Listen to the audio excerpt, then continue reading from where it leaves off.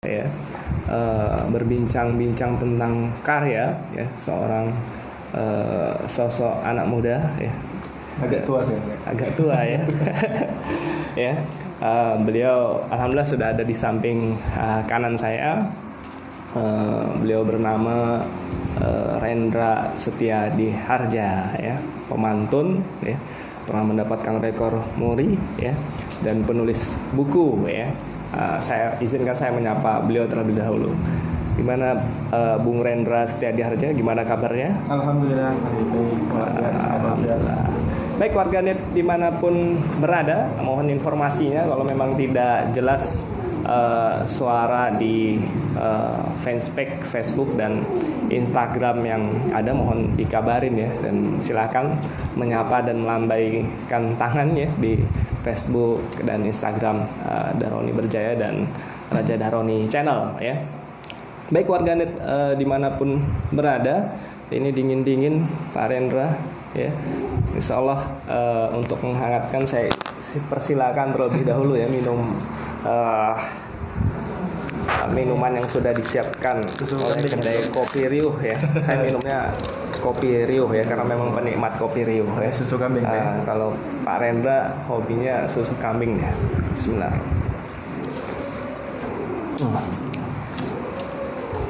Baik ya, terima kasih ya Riuh Kopi yang sudah menyiapkan minuman ya hari ini.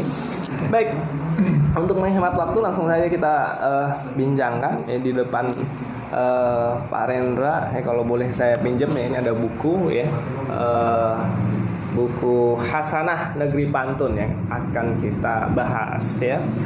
Pak Rendra, mungkin kita langsung saja ke pembicaraan ya. Apa motif ya, latar belakang? Toh ini kan bukan buku yang pertama yang bertanya dengan pantun. Saya tentu warganet pengen tahu apa motif, latar belakang sebelum kita bahas isinya nanti ya. Kok terinspirasi mau menulis ini pantun? Baik ya. Kalau karena saya penulis pantun, maka harus dibuka dengan pantun dulu. Iya, silakan. Bunga teruntum tumbuh di laman, daun salam tumbuh di kota. Assalamualaikum kami ucapkan sebagai salam pembuka kata. Assalamualaikum warahmatullahi wabarakatuh. Pada warganet sekalian yang mungkin pada petang yang agak redup dan hujan ini melihat kami berdua di sini untuk berbicara, ngobrol-ngobrol dan bercakap-cakap. Jadi kalau kata orang Melayu tuh sayang bunga tumbuhnya layu, bunga layu dekatlah kebun. Inilah kebiasaan orang Melayu, sebelum bercakap dia berpantun. Nah, asik katun dengarlah katun. Kantun dibeli dekat Melaka. Asik saya berpantun-pantun, lupa tadi pertanyaannya. Ya. Motif. Oh, motif ya. Motif penulis buku Hasanah Pantun. Baik. Ya, Hasanah Negeri Pantun ya. Baik. Baiklah warganet yang berbahagia, encik-encik, tonton dan perempuan sekalian. Sebenarnya buku Hasanah Negeri Pantun ini bukanlah buku pertama saya, khusus dalam pantun. Jadi saya di sini bawa 2 buku yang berkaitan dengan pantun. Sebenarnya ada 3 buku. Yang pertama buku ini judulnya Pantun, Mengenal Pantun, Teknik Cepat Menyusun Pantun, Berbalas Pantun, Kreativitas Pantun sebagai Seni Pertunjukan. Nah, ini buku pertama saya tentang pantun. Yang buku kedua itu saya sebagai editor, waktu itu ada satu perhelatan pantun yang ditaja oleh Badan Pengawas Pemilu Kota Tanjung Pinang pada tahun 2009.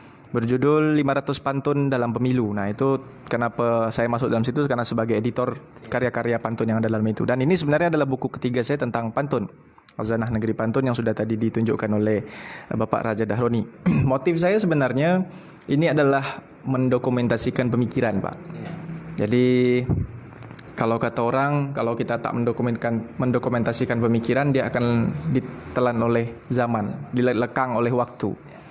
Karena saya dari tahun 2003 itu sudah berpantun, sudah mengikuti lomba-lomba berbalas pantun, peraduan pantun, sampailah pada tahun 2008 mendapatkan rekor muri berbalas pantun terlama selama 6 jam tanpa henti di Jakarta. Jadi, nah luar biaya gitu ya. luar biasa dan luar bioskop. Nah, jadi ilmu-ilmu saya berpantun itu, dan juga selama ini saya diamanahkan mungkin menjadi pembicara pantun di bengkel-bengkel pantun, di workshop pantun, termasuk menjadi dewan juri pantun. Nah, saya punya ilmu di dalam diri saya, dan ini akan sayang jika tidak ditulis, atau akan sayang jika hanya saya yang menikmati. Maka oleh karena itu, sebagai sebuah pekerjaan keabadian, kalau kata Pramudia Anantatur itu, kamu boleh pintar setinggi langit, kalau tidak menulis maka akan hilang dalam sejarah, kan begitu. Maka saya ingin diingat dan dikenang dalam sejarah, maka saya tinggalkan sebuah tulisan atau beberapa tulisan tentang pantun, agar ilmu yang hari ini saya punya tentang pantun itu nanti dapat dipelajari dan juga dapat orang lain pelajari, sehingga nanti akan muncullah orang-orang seperti saya di masa depan. Nah, jadi mungkin suatu saat nanti mungkin saya sudah tua, saya sudah mungkin bahkan tidak ada lagi, tapi ilmu saya atau apa pemikiran-pemikiran saya, ya mudah-mudahan masih dibaca orang dan masih bisa dipelajari oleh orang lain. Itulah motifnya. Jadi saya tangkap ada warisan pemikiran. Nah, warisan pemikiran itu seperti itu. Warisan pemikiran ya. Baik. Dimanapun berada. Jadi kalau nggak nulis itu agak susah mau mewariskan pemikiran. Betul. Nah, baik ya. Tadi kita sudah dapatkan motif Bung Rendra menulis tentang buku Sanah Negeri Pantun. Nah sekarang pertanyaannya apa ya, kalau kan udah banyak nulis buku tentang pantun. Nah, kalau secara konten ya, buku ini isinya tentang apa sehingga warganet nanti bisa menerima warisan pengetahuan gitu sih. Apa daya tariknya? Baik. Konten apa yang ada di dalamnya dan apa bedanya gitu dari tulisan-tulisan tentang pantun sebelumnya? Jadi saya sampaikan dulu, meluruskan bahwa buku Khazanah Negeri Pantun ini, buku yang seperti ini sebenarnya belum terbit ya. Ini baru dummy, jadi baru karya kasarnya. Ini lagi proses proofreading dan editing. Jadi dia belum dicetak secara resmi, belum diterbitkan secara resmi. Ini baru dummy, tapi makanya tadi mungkin Pak Daroni soft launching. Nah, jadi kalau yang sudah terbit itu buku yang pertama. Ini terbit di Jogja. Kalau ya keduanya di Jogja, penerbitnya di Jogja. Jadi kalau isinya saya tidak usahlah cerita panjang lebar, karena nanti kalau saya cerita panjang lebar orang tak beli. Gitu kan, orang udah tahu. Jadi saya bercakap mengenai hal-hal umum saja. Jadi garis besar. Nah, jadi kedua buku ini sebenarnya saling melengkapi. Jadi kalau yang buku pertama dan kedua ada bagian yang sama. Jadi kalau orang ingin belajar pantun, orang yang tak tahu pantun sama sekali, mulai dari nol atau dia baru mengenal pantun, itu insya Allah mudah-mudahan nanti dia bisa baca caranya bagaimana. Di buku saya nih ada teknik, ada tutorialnya. Nah, jadi tapi kali ini tertulis. Ke depan nanti mungkin saya mau buat tutorial by video. Tapi ada tuh di laman YouTube saya. Silakan subscribe. Subscribe. Ada juga, jadi itu intisari dari buku tuh saya buatkan dalam video. Nah, jadi inti pertama buku ini sebenarnya isinya adalah bagaimana orang ingin belajar pantun. Nah, mulai dari dasar, mengenal pantun dan sebagainya, itu semua ada dalam ini. Jadi nanti baik buku yang pertama dan kedua itu ada isinya tentang itu. Nah, tapi perbedaan di antara kedua buku ini, kalau yang pertama dia masih sifatnya mendasar. Jadi dia sifatnya pantun. Ya, kedua buku ini ada yang sifatnya mendasar di pantun, tetapi di buku Khazanah Negeri Pantun, kalau bahasa orang Malaysia tuh tarafnya tuh, tingkatnya, degree-nya tuh dinaikkan sedikit. Dinaikkan sedikit tuh apa maksud dia? Ada hal-hal yang sifatnya filosofis yang saya kaji di dalam Khazanah Negeri Pantun. Kalau di buku pantun yang pertama tuh hanya teknik-teknik dasar. Nah, kalau di buku Khazanah Negeri Pantun dinaikkan sedikit. Nah, jadi dia kolaborasi lah antara buku tutorial, buku riset dengan buku referensi atau buku teks lah, seperti itu. Nanti para warganet bisa beli dengan saya bukunya dan bisa baca lebih detail apa isi buku dia. Gitu. Begitu Pak Daroni. Baik warganet dimanapun berada, tadi kita sudah bincangkan ya bahwa buku Khazanah Negeri Pantun ini ya, pertama tadi ditulis untuk warisan pemikiran. Nah, yang kedua isinya adalah bagian bagaimana teknik ya berpantun ya. Nah, kontennya lebih banyak bagaimana teknik berpantun, tentu dengan kaidah-kaidah ya, tidak dengan teori-teori dan tidak sembarangan, karena memang ada teknik kadang-kadang sampiran gitu ya. isi itu enggak nyambung gitu kan. Atau terkesan dipaksa-paksakan nyambung gitu kan. Ada yang ujungnya AA semua padahal antara sampiran dan isi kadang-kadang jauh gitu. Nah, mungkin singkat Bung Rendra sebelum kita tutup ya nanti dengan bagaimana mendapatkan buku dan kapan dicetaknya, warganet tentu kan pengen tahu ya. Gimana sih sebenarnya kita mengetahui pantun ini sesuai nggak sampiran dan isinya ya, dan gimana supaya tips singkat saja supaya kemudian pantun ini sesuai gitu isi dan sampirannya, nggak sembarang atau acak kadul gitu ya. Silakan. Baik, jadi sedikit saya tambahkan tadi penjelasan buku ini sebenarnya. Nah, pantun ini kan sebagaimana dikatakan Tenas Effendi, apa guna orang bertenun, gitu kan, untuk membuat pakaian nikah. Apa guna orang berpantun untuk menyampaikan petuah dan amanah. Nah, jadi buku Khazanah Negeri Pantun ini diperdalam sampai kepada petuah amanahnya. Nah, berkaitan dengan pertanyaan Pak Dahroni yang terakhir ini tadi, bagaimana sebenarnya membuat pantun. Nah, memang pantun itu Pak, bagi orang yang baru belajar, memang dia tidak sampai pada taraf yang tertinggi, tingkat tertinggi. Ada sampiran, ada isi. Nah, dalam buku saya ini dijelaskan, tapi nanti warganet bisa baca lebih detail, bahwa antara sampiran dan isi itu tidak mutlak semuanya memiliki hubungan. Jadi ada dia hubungannya hanya sebagai harfiah metaforis. Nah, jadi dia sampirannya harfiah, isinya metaforis. Nah, jadi yang metafor itu salah satu di antaranya.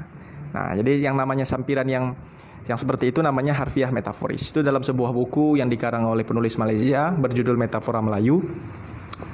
Metafora dalam Melayu itu tidak semesti sampiran dan isi. Ada yang dia salah satunya harfiah, makna yang sebenar, dan salah satunya metafor. Nah, jadi tidak mesti itu. Itu satu teori yang pertama. Yang kedua, sampiran itu bisa menjelaskan berhubungan dua-dua. Itu namanya hubungan semantik. Jadi makna sampiran dan makna isi itu sama. Nah, jadi warganet bisa baca buku saya itu ada tuh penjelasan tentang itu. Nah, tapi mudahnya bagi orang yang nanti ingin belajar pantun, jangan pikir itu dulu. Nah, pahami dulu kaidah-kaidah pantun dasar, yaitu pantun itu terdiri dari 4 baris. Nah, 4 baris dia bersajak A B A B. Nah, jadi jangan A A A A. Nah, kenapa dia A B A B? Baca buku saya nanti. Gitu ya. Jadi dia bersajak A B A B. Setiap baris pantun itu terdiri dari 4 baris sampai 5 baris. Kalau lebih dia pantunnya malah rusak.